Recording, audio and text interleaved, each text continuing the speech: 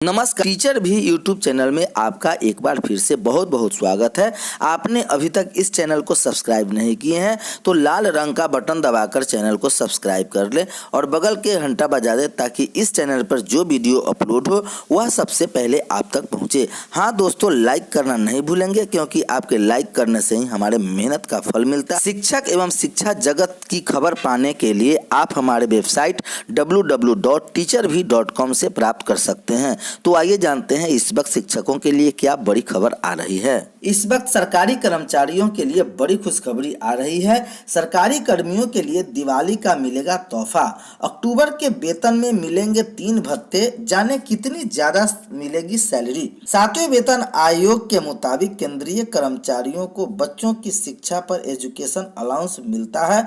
कोविड-19 lockdown के कारण पिछले साल कर्मचारी दावा नहीं कर पाए थे। आप अभी इसके लिए दावा कर सकते हैं। केंद्रीय कर्मचारियों के साथ साथ राज्य कर्मचारियों को दिवाली से पहले सरकारी कर्मचारियों को बड़ा तोहफा देने की तैयारी कर चुकी है। इसी क्रम में मोदी सरकार ने पिछले हफ्ते कैबिनेट बैठक में महंगाई भत्ता 3% बढ़ाने का फैसला लिया है। केंद्रीय कर्मचारियों को अक्टूबर 2021 के वेतन में इस अतिरिक्त 3% महंगाई भत्ते डीए के साथ हाउस रेंट अलाउंस HRA और एजुकेशन अलाउंस भी मिलेगा। दूसरे शब्दों में कहें तो केंद्रीय कर्मचारियों को अक्टूबर 2021 का वेतन बढ़ा, सैलरी हैक हुआ था, महंगाई भत्ता हो गया था 31%। सरकार ने डीए के साथ पेंशन भोगियों के लिए महंगाई भत्ता DR में भी 3% की बढ़ोतरी कर दी है। डीए और DRA में यह बढ़ोतरी जुलाई 2021 से जुलाई मानी जाएगी। अब केंद्रीय कर्मचारियों का महंगाई भत्ता और महंगाई राहत 28% से बढ़कर 31% हो गया है। ठीक उसी प्रकार जैसे केंद्र में कर्मचारियों की महंगाई भत्ता बढ़ती है, उसी तरह राज्य में भी कर्मचारियों की महंगाई भत्ता बढ़ती है। तो इस प्रकार से नियोजित शिक्षकों के भी महंगाई भत्ता में हो गया इजाफा। अब 28% से बढ़कर 31% हो जाएगी। चाहे मुख्यमंत्री नीतीश कुमार जब दें, लेकिन 31% माना ही जाएगा। इसके लिए केंद्र सरकार के 47.14 लाख कर्मचारी और 68.62 लाख पेंशनर को सीधा फायदा मिलने वाला है।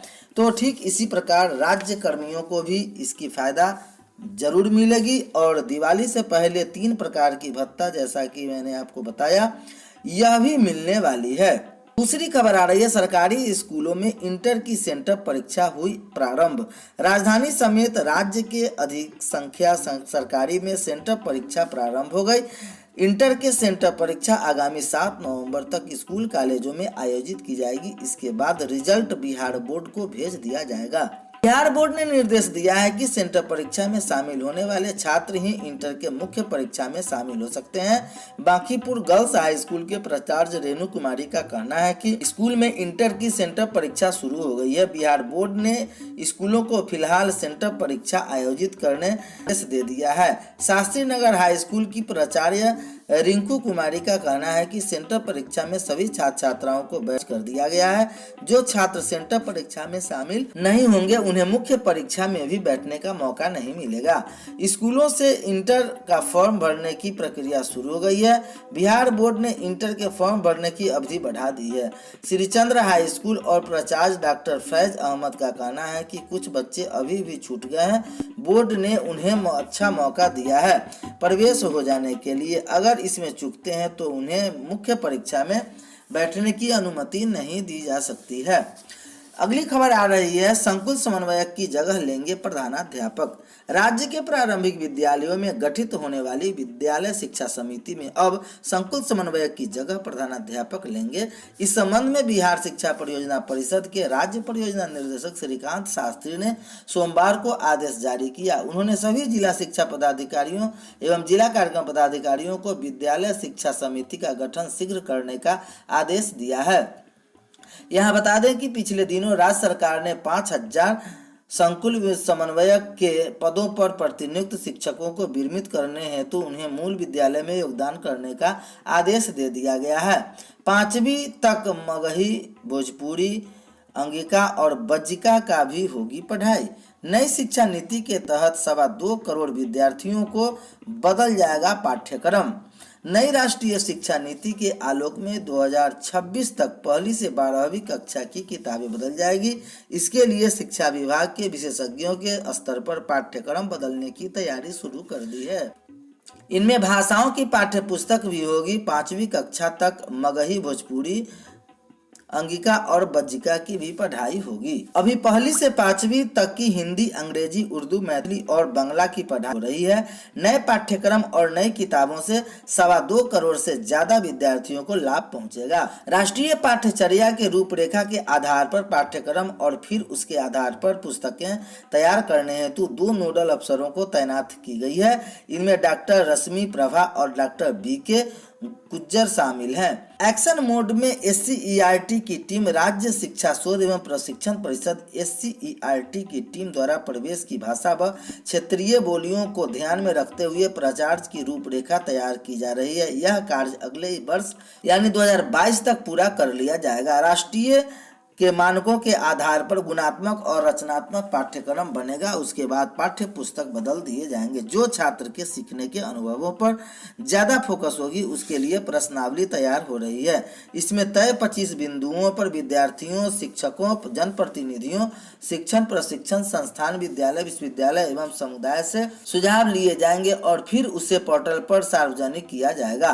कक्षा 6 से सिलेबस के वोकेशनल इंटर्नशिप भी पाठ्यक्रम में छात्र के बेहतरी के लिए फिटनेस, अच्छा स्वास्थ्य, समाज कल्याण, बेहतर नैतिक मूल्य आदि जुड़ने कक्षा 6 से व्यावसायिक परीक्षण, इंटर्नशिप और पाठ्यक्रम की भी तैयारी हो रही है।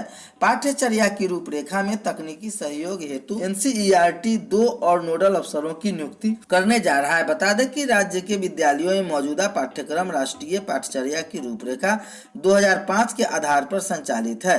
वर्ष 2007 से लेकर वर्ष 2011 तक तैयार कक्षावार पाठ्यक्रम से भी पठन पाठन हो रही है।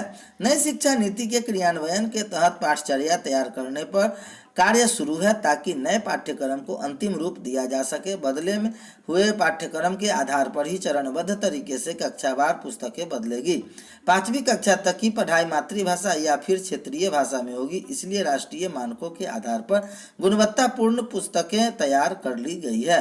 संजय कुमार, अपर मुख्य सचिव शिक्षा विभाग, इनका गुणात्मक और रचनात्मक पाठ्यक्रम तैयार करने पर किया गया फोकस। 2026 तक 1ली से 12वीं कक्षा की किताबें बदल दी जाएगी।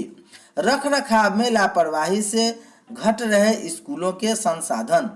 स्कूल के संसाधनों को लेकर हाल ही में वर्षों में बेहतर रखरखाव के अभाव में सरकारी स्कूलों के संसाधन बढ़ने के बजाय घटते जा रहे हैं।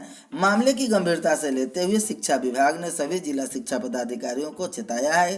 कहा है कि किसी भी सूरत में उपलब्ध संसाधन समय से पहले खराब हुई तो इसे बर्दाश्त नहीं किया जाएगा। इन्हें सभी स्कूलों को